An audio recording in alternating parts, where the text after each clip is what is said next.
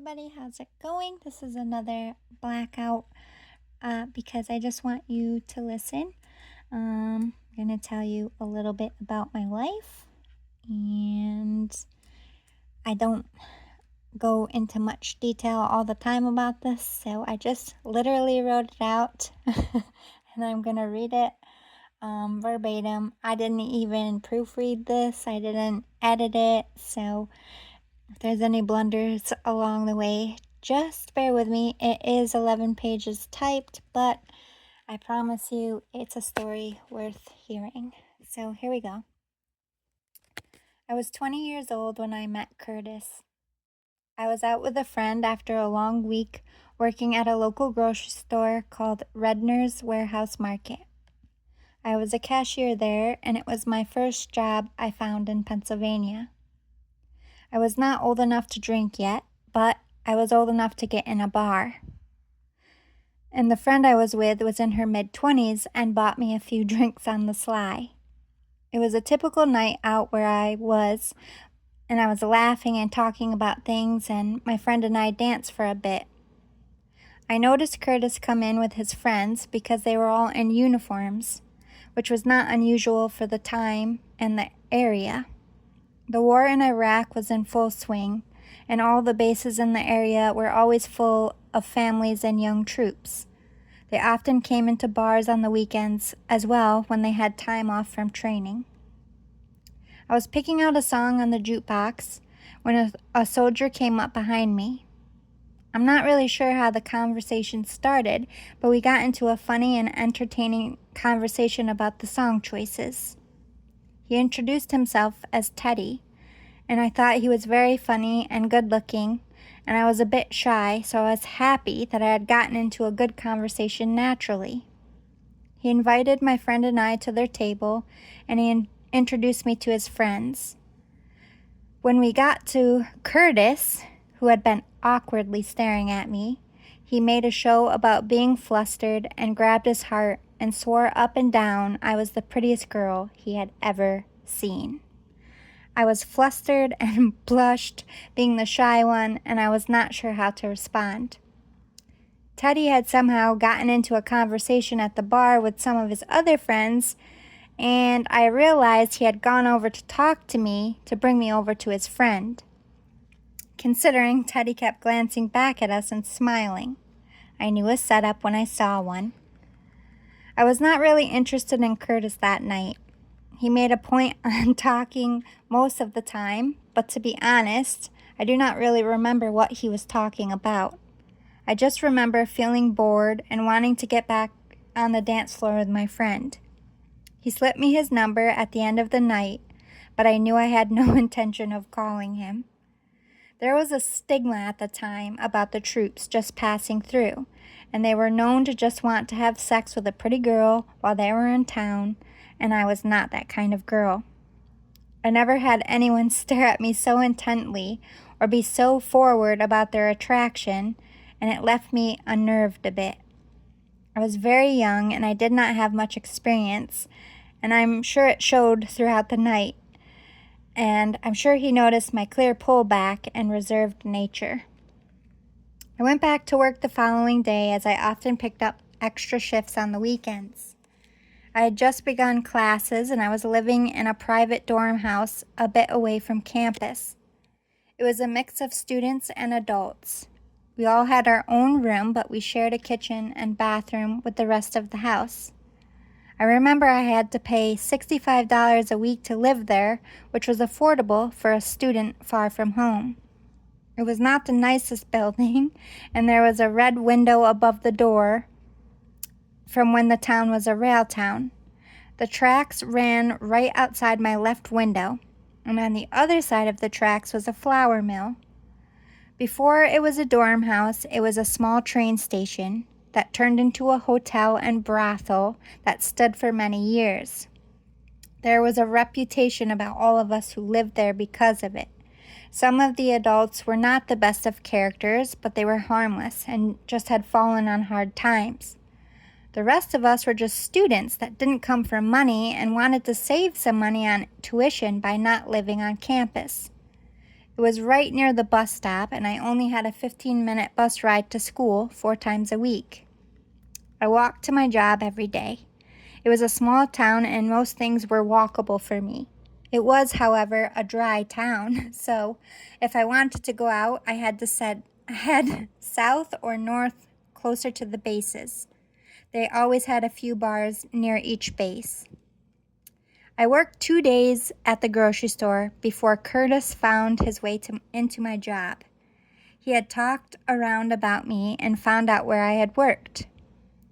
When he came through my line with Teddy, I was surprised and, to be honest, a little put off that he admitted to hunting me down. He said he blew it and he wanted a chance to make it right. He asked me out for dinner that night, and I said no in the nicest way I could. I was stern on not being a conquest for a soldier like so many girls in the area had fallen for and warned me about. Needless to say, he came into the store 3 times a week for 2 weeks, just striking up a conversation with me. I finally caved and agreed to have dinner with him. I felt a little bad for him. He seemed to be lonely and needing some time away from the base. He took me to a local sports bar that was known for their burgers. He had asked me what I was in the mood for, and I didn't want to go on a long official date. I was still very uneasy, and he was going to pick me up, so I wanted to go to a place I could walk home from if the need arose. At the time, I had a lot of issues with men and my past sexual assault history. He didn't seem to mind that I wanted to stay in town or go somewhere less formal. I was nervous all day anticipating this date, but I had hoped that he would finally see that we didn't have much in common and he would lose interest and I could be free of all of this. He picked me up right on time, and although he did not dress up exactly, he did accidentally leave his tag on his flannel shirt he was wearing, and it looked like he had new jeans and new shoes on. I was always noticing random things like that. I remember feeling a bit guilty that he had went out and bought something new for our date, considering I did not plan for a second date. I did, however, like that he cared enough to look nice. I think that is when I softened to him a little bit. He opened my car door, and before that, no one had ever done that for me. It was only something I saw in the movies or heard about from other people. I thought it was very sweet and old school and romantic. I reached over and opened his door for him, which seemed to surprise him a bit. He thanked me, and as we drove the short drive, he asked me how work had gone and if I liked my job. He asked me if I was a student, since he knew where I lived and he knew about the reputation of the building. I said I was taking some classes and that I was from Syracuse and it was my first time away from home. That really seemed to surprise him, and he asked me about my family. I think we sat in the car for about 20 minutes before we even went inside. My nerves had gone, and I was actually finally enjoying the conversation. I was not at all bored, and he was not going on with his usual flirty nature that seemed to unsettle me a bit. We went inside, and the place was packed, since there was a game on that night. We sat at the bar and started with a few drinks. I had to admit then that I was not yet 21 and had a few more months to go. He just winked and smiled and waved his military ID, and the bartender didn't ask for mine. A lot of bars were like that at the time. Most of them were not old enough to drink, but they were shipping off to war or coming back from it. They didn't even look at the birth date if they offered a military ID. I think people just figured they might die or they had seen some shit and deserved a beer or two for fighting for our country. Even the cops came in the bar, they always said, "Hey, get back to base," and didn't really give them any much trouble. That was when Curtis told me he had been adopted at 10 years old, and before that had lived in the foster care system since he was 5. His mother had been an addict and a nasty person. She neglected him a lot and left him alone. She had sadly overdosed, and the state had come in to take him when he was 5. And he said his first night in foster care, he got the shit kicked out of him for refusing to pray at the dinner table. I had never told anyone what had happened to me, and I sat and listened about his young self and how they had put cigarettes out on him and beat him or made him do all the chores, how he jumped from place to place until he found his foster family. He said that they were not close, but they were not abusive to him, so he rode it out until he was 18 and joined the service for the promise of a family. He had been hungry for a real family, he said. I was impressed that he was getting so honest and deep, and I found myself holding his hand at one point, listening to how horrible it had been for him. He admitted he never told anyone that. I do not know why, but I let him in a little bit. Curtis was the first time I admitted to anyone who was male that I was hurt as a kid. In typical young man fashion, he wanted a name and an address, and he said he would drive there and cut his dick off right then and there. I knew he was trying to cheer me up a bit, but I also saw the truth in his eyes. I never had a man be willing to stand up and protect me, other than my dad and brothers, of course. I think that is when I started to really like him back. We had some amazing burgers, and we ended up at a bar outside town after dinner. He did not drink too much. We talked and walked all night. We talked about all kinds of things, and he said that he would be in town for 2 months because he was training. He said he was going to Fort Drum next, and I smiled because that was about an hour away from where I grew up, and I knew it well. He was in the Marines and was training to do his first tour overseas. He admitted he was scared and that he had hoped that he would make it back. He said he wanted to see me as much as possible while he was here, and that he would take me home to visit when he had to report if I wanted a ride. It started off really sweet, and we were just friends for about 2 weeks. Every night he picked me up and we went to dinner if I did not have an evening class. If I did, he picked me up at campus so I didn't have to take the bus. 1 second. Sorry, wrong person knocked on my door. Wrong door. Where was I? He admitted he was scared and that he hoped that he would make it back. He said he wanted to see me as much as possible while he was here, and that he would take me home to visit in Syracuse when he had to report to Fort Drum. It started off really sweet, and we were just friends for about 2 weeks. Every night he picked me up and we went to dinner if I did not have evening class. If I did, he picked me up at campus so I didn't have to take the bus. He brought me flowers on occasion that he had stopped and picked. I loved that he took the time to pick them instead of buy them. Every day he told me I looked pretty, and he was always saying that I should be more confident because I was stronger than I let on. He was hilarious as well. He could make me laugh in ways no one else had before. I remember our first kiss. We were walking on the trail, and it was a Sunday afternoon. I had the day off, and so did he, and we spent time with his friends. But we wanted time to ourselves, so we went off on the trail while they were back drinking and fishing by the river.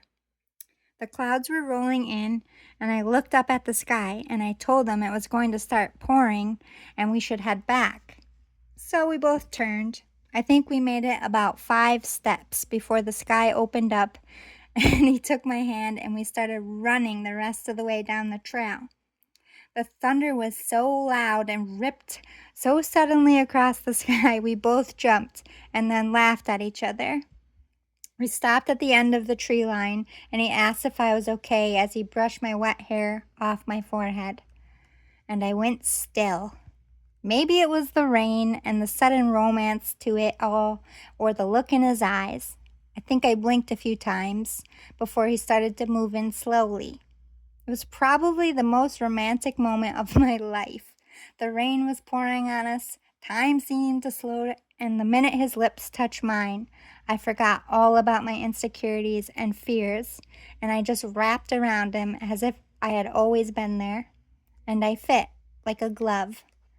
I do not know how long we were like that, or how long we went on kissing, but both of us were pretty riled up from it, and as we broke away, he just smiled and kissed my cheek and said, "Come on, beautiful, I don't want you catching a cold," and took my hand. He tucked me close and put his arm around me, and instead of running, we walked almost as one. Neither of us spoke until we met the others back where everyone was parked. Teddy must have picked up on the change of us and smiled and winked at me. "Did he try to drown you? You want me to kick his ass?" Which made Curtis laugh and ruffle his hair. "Good luck with that," Curtis ripped back, but I noticed then that they were truly brothers. Teddy and Tommy and Bo. There were a few others, but I cannot remember them now, sadly. Not everyone stayed in the unit as they deployed, but they were just training together at the time. Bo was from Texas, and he was a bit older, about 25, and he had a fiancée at home he always talked about and showed off her picture. He was so sweet, and you could tell he was a really good guy. I never saw him flirt with any other girl, and he was always going to church by himself on Sunday.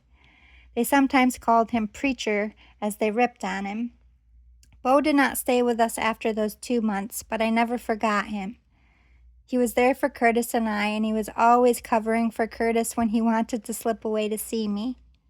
It was Teddy and Tommy that slowly became my brothers over those 2 months as well, and the three of them deployed together. I left with Curtis to drive with the three of them to Fort Drum. I stayed a weekend with them and made sure they had what they needed. They would be flying out later that week. Curtis drove me to the bus station to make sure I got back okay. I knew it had only been 2 months, but my heart was so heavy as we drove to the bus station. We didn't speak until he parked. He just pulled out a ring from his pocket and told me it was nothing fancy.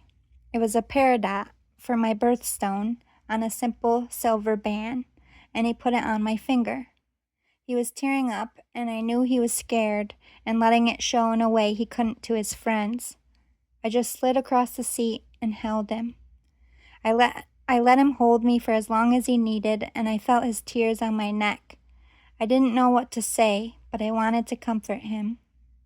I told him I would write to him every week and that I would be there when he came home, and he could call me anytime he wanted. He seemed to fall into a calm when I told him we would not lose touch and that I would wait for him. He said he couldn't bear the thought of losing me to someone else while he was gone, but he admitted it felt selfish to ask me to wait, not knowing what could happen. I just cupped his face and told him we didn't meet just to lose each other so quickly. I told him to fight and be brave and make his way back to me as soon as he could, and that I would love him through whatever he went through. Whenever he got scared or felt alone, I told him to think of me being here, loving and missing him just as much. I told him that we would get through it. We had each other. He walked me to the bus and kissed me like his life depended on it. It was so meaningful it made me cry instantly. I felt everything he was feeling. It's hard to explain the desperation we were both feeling. He didn't know what he would be facing, but he knew he was going to be in danger. I feared that I would lose him and never see him again, and I clung to him just as desperate for as long as we could. I got on the bus and sat down. I watched and waved and blew him a kiss as he stood and watched my bus leave. I cried most of the way home, but I wrote his first letter on my way home, and I thanked him for my ring and that I would look at it and wear it every single day. I told him I was in love with him, and no Jody would ever get my attention or time while he was gone. It was a powerful young love, and in that time I was truly happy and felt whole in a way I lacked for years. We were facing war and months apart, but I never felt more hopeful. His first few weeks I did not hear much from him, but I kept writing, and I sent my first care package. He had been gone almost a month before we got our first phone conversation. He told me he got my letters and my package, and it made him so happy. He told me that Teddy and Tommy were with him, and I met some of their other new friends briefly when they cut in on our phone time to tease us. His love letters were like a drug to me. Every time I got one in the mail, I would smile and find my way to my room and read it over and over and over, just missing him.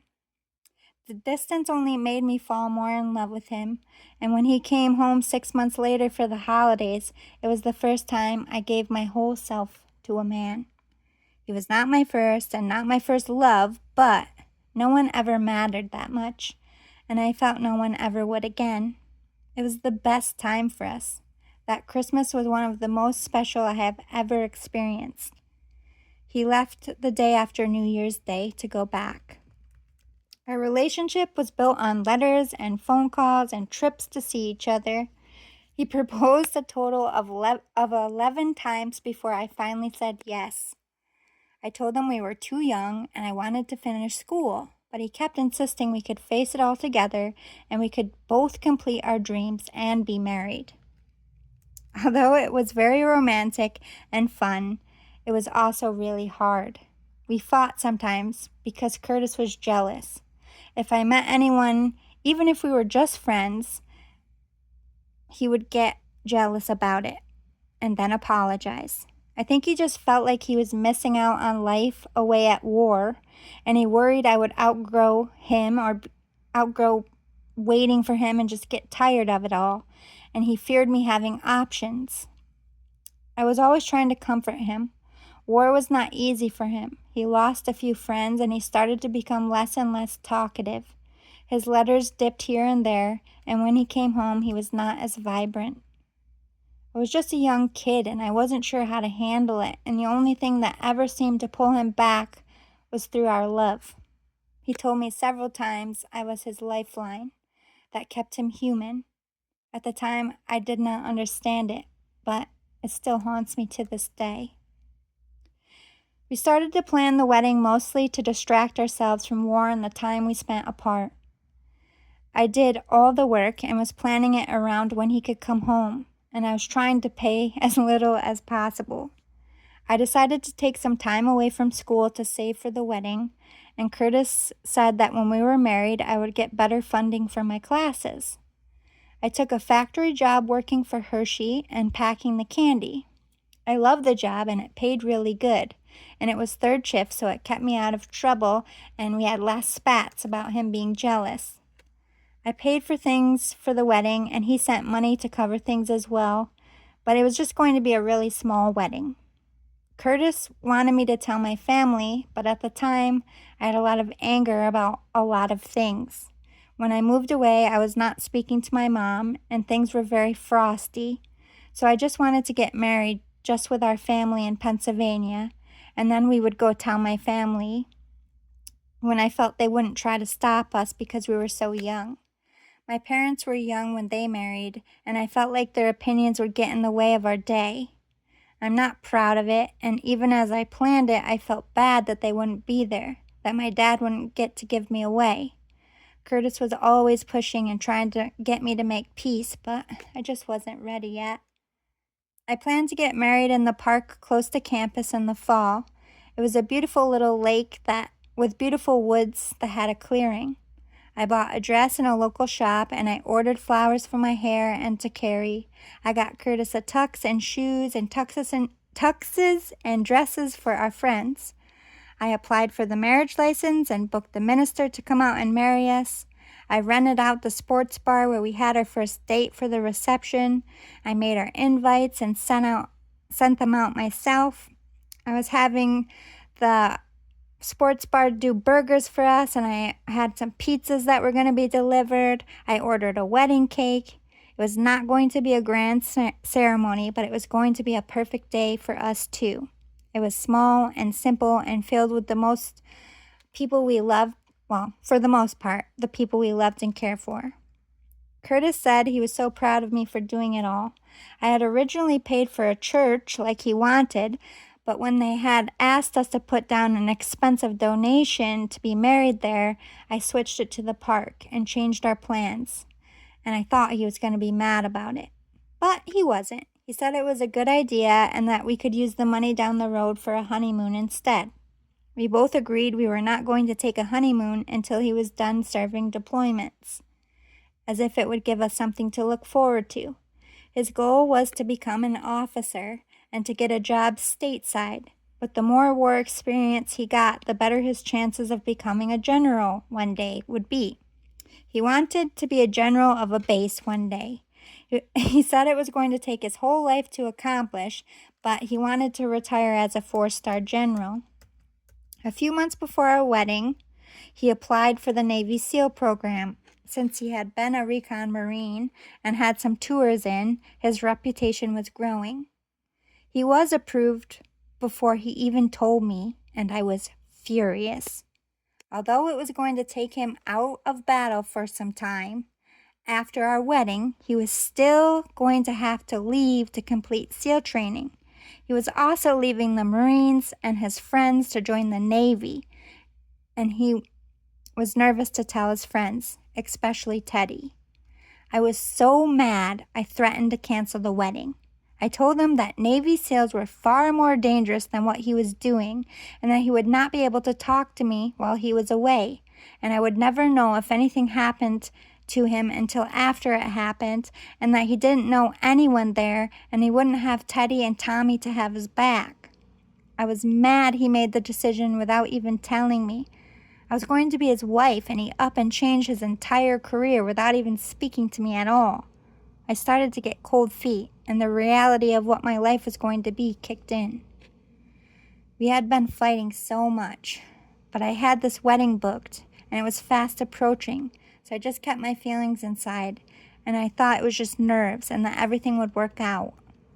Curtis came home a few weeks before the wedding to surprise me. We had been arguing and there was tension since he decided to go into the SEALs.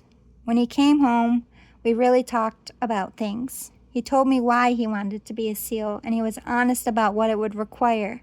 And I cried and I told him I was scared, but I wanted him to chase his dreams, and I would support him even though I feared for his life. He promised he wouldn't make decisions without me that affected our future, and we made up and had a really amazing 2 weeks together. Without Tommy and Teddy with him, we just had us time. I fell in love all over again. I'm so glad we had that time. So many beautiful moments and memories were made over those 2 weeks. We had learned that our time together was precious, and we made the most of every minute we had together. It was the last time I ever saw him, ever made love, or kissed him, or heard his voice. He left me by looking back before he boarded his plane and smiled and shouted so loud, turning me scarlet, "That's my wife over there. Isn't she beautiful? I'm a lucky son of a bitch. I love you, baby." I laughed and shook my head and tried to cover my face with my hands, but I shouted back, "I love you too, you crazy animal." The people around us clapped, and he made a giant show by running over to kiss me one last time, which got whistles and shouts, almost like a movie scene. My last image of him is turning to wink at me and blow me a kiss. He was killed a week after returning to his position. I am not sure of the exact details of that day, but I was told that Curtis and the others were pinned down and trapped during the Fallujah conflict. An explosive device was thrown into the building they were in, and without hesitation, Curtis dived on it while screaming for the others to get out. He saved 6 other lives that day by taking the blast. Teddy and Tommy were also there that day. They both came home with his body, as both were also wounded and needed some recovery time. My world stopped when I watched Teddy be wheeled down the runway, and then Tommy behind him, and then Curtis's casket. I had known for a few days, but I hadn't begun to believe it until that moment. I fell to the ground and screamed. Teddy wheeled over to me and reached down and told me he was sorry. Tommy and Teddy kept me alive that week. I was barely eating, not sleeping, His funeral was approaching, and since he didn't have much family, it was not going to be a public event. There was not much of his body left, but what there was placed in my hand in an urn. His foster parents turned adopted parents came, and we gathered together. Only 10 of us, and all of us had to sign papers considering the circumstances of where he died. I refused to sign, and they didn't press me. They mailed it to me over and over for 3 months, but every time I just threw it away. I didn't know enough for them to pursue it. Teddy stayed with me as long as he could before he went back, but Tommy went home shortly after the service. I had to make the calls and cancel the wedding, and was dealing with Curtis's mother, who insisted on collecting my engagement ring and Curtis's ashes. I fought it as much as I could, but since I was not his wife officially, I lost. I stood there, looking down at the ring Curtis had designed for me, and remembered how he had asked, and I twirled it on my finger as she stood in my face, snapping her fingers and demanding I hand it over because it was worth something and his family deserved the money. Teddy damn near climbed out of his wheelchair, but I pushed him gently back down and told him it wasn't worth it. It was a ring, and Curtis sees what she's doing, and he will make her pay for it. It calmed us enough for me to finally have the willpower to pull it off my finger. But because I was angry and very young and exhausted and destroyed, I threw it in the ditch behind her, and I said if she could pick it out of the fucking mud if she wanted it so bad. I got a $75 fine for it. It was worth every fucking cent. Teddy paid it. He took it right off the counter and said I was not going to pay for a dumbass fine because of a greedy bitch. I think it was the first time I laughed since Curtis died. It was the first time Teddy smiled, too. He said it was the best fucking bill he ever paid, and I should have swallowed the ring and made her pick through my shit, which made us both roar. And then I lost it all over again, right there on my kitchen floor. Teddy, unsure of how to comfort me, made his way to the floor and just sort of picked me up and held me and told me that I was going to come back from this, that Curtis would want me to focus on getting back to school, and that he was going to call me every week and check on me. It was Teddy that filled out my paperwork to get me back in school, and he put money on my account to cover the first semester before I had any time to object. He picked up my books and paid for them and got my school supplies. He even bought me a really cool jean jacket to wear on my first day back to class, trying to get me excited. He cooked me meals and made me eat. He took me to get a mani and a pedi and a haircut because I spent 2 weeks inside my house just wearing Curtis's shirts, crying my face off. He pulled me out of bed by my foot on my first day of class and drove me himself, and was there when classes were done. He repeated that for a week before hearing he had been cleared to go back. I had been in robot mode until Teddy told me he was leaving in 2 days. It was his time to fall apart, and I was there for him. He never showed any fear until he heard he was going back. I stopped acting depressed, even though I was. I ate and went out of robot mode so he wouldn't worry about me anymore. I promised to write and check in, and that we were still family and friends. I saw him off and I hugged him goodbye, and I made him promise he wouldn't leave me too. For that tour, Teddy and I talked as often as he could on the phone, and I wrote to him and Tommy and sent care packages. It was a connection to a family I had built and to Curtis, but everything back home was falling apart. I was no longer invited to events and things on base with the other wives and fiancés like I had been doing for months and months. They all stopped calling to hang out, and they looked at me like I was a leper.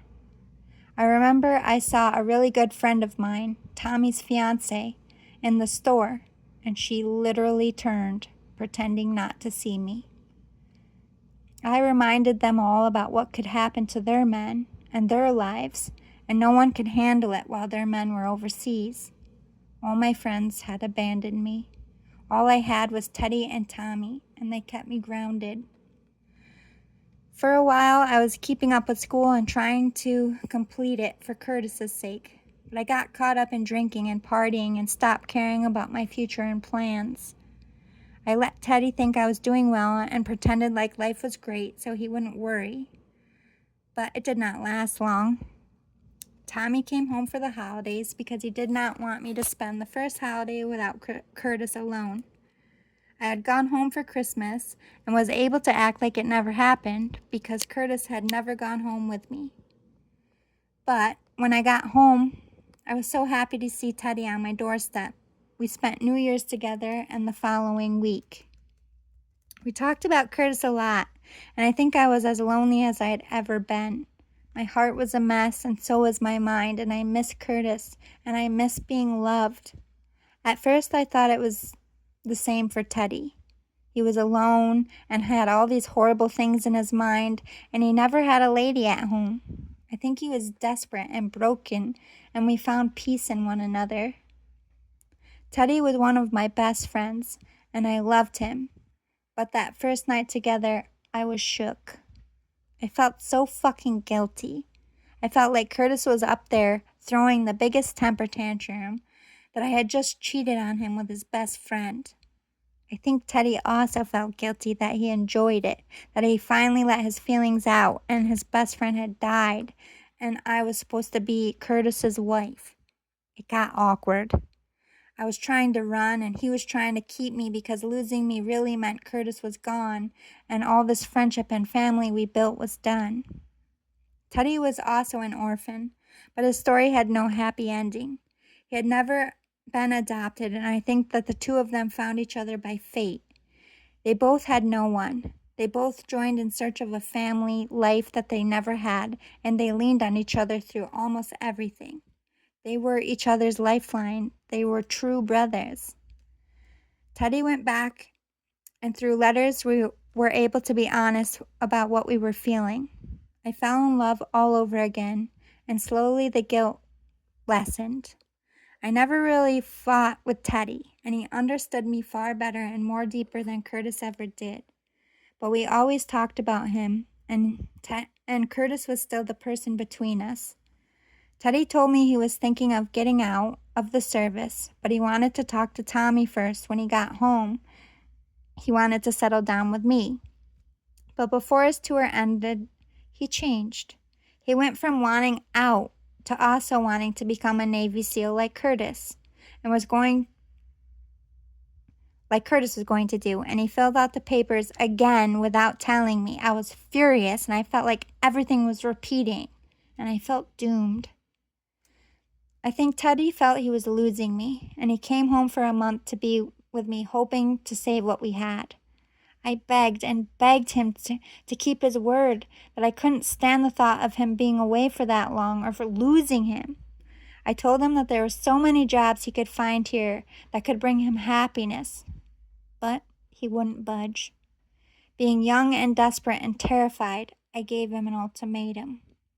I said, leave the service and marry me, or lose me forever, because I couldn't stand by while he put himself in more danger. The war was not winding down, and I thought it was going to go on forever. When he refused to pick me, it broke my soul all over again. Before he went on to training, I ended it with him. It was like another death. I sunk back deep into a depression. I ended up losing my job and had to call home for help. My mom and sister drove out to Pennsylvania to pack me up and take me home. I left it all behind, and I didn't tell anyone at home about him until much later. I found a job and got by partying with an old friend. I was home a few months when I met my ex, and I built a new life. I went to school for a bit, but again, I dropped out and didn't finish. Every once in a while, I would call Teddy or Tommy or write them emails and letters. I always stayed in touch or would sneak out to check on them when they were home. But it was a lot, and it was like a whole lifetime ago. And it felt like the more I pushed it back, the easier it was. I just buried my pain and heartbreak. I do not think I ever really fell in love with my ex, even though I stayed for 15 years. He was not a great man like the two I had loved, and he never treated me with the kindness and love and support that they did. I think it was easier for me to be in a cold relationship. I had so much trauma. I was so broken and lost. I forgot how to live and love and be treated correctly. I lost years because I buried the trauma of losing Curtis. And years later, I sadly lost Teddy to suicide. I do not know how to express the level of guilt I still feel for all that happened between Teddy and I.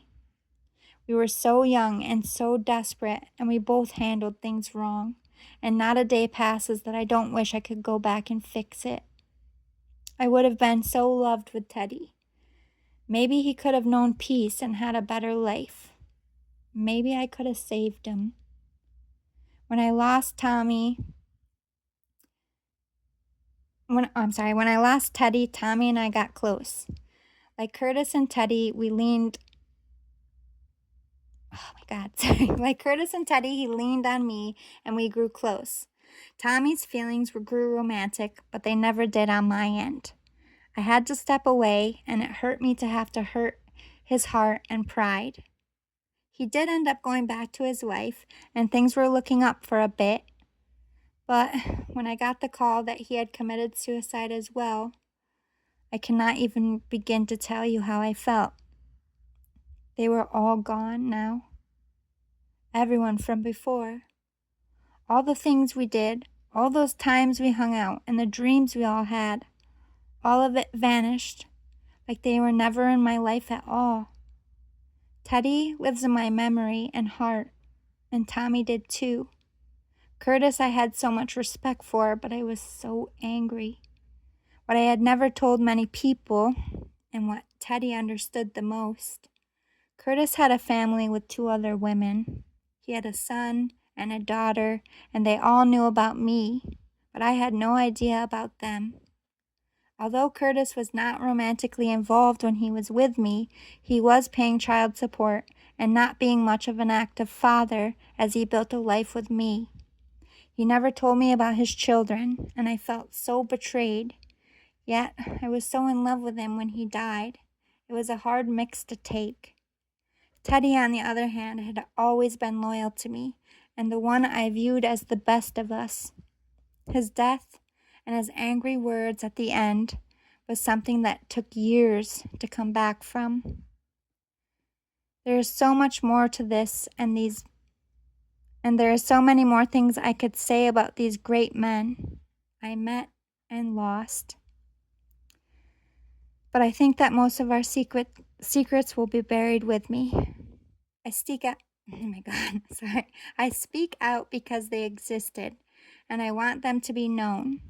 But so much is still so hard to say and to remember. I hope that you always show respect for those in your life that serve this country. And if you are lucky enough to have the love of a soldier, that you value it and you are loyal to it, and that you keep hold of them for as long as you can. Do not let your fear be a blocker to your happiness. That was the hardest lesson I had to learn in this life. Time is always short for us all, no matter the circumstances. Allow joy and love to take root and build on it and cling to it until you're not here to build anymore. After that, love them in your memories and with your hearts. The end. I hope you liked it. Good night.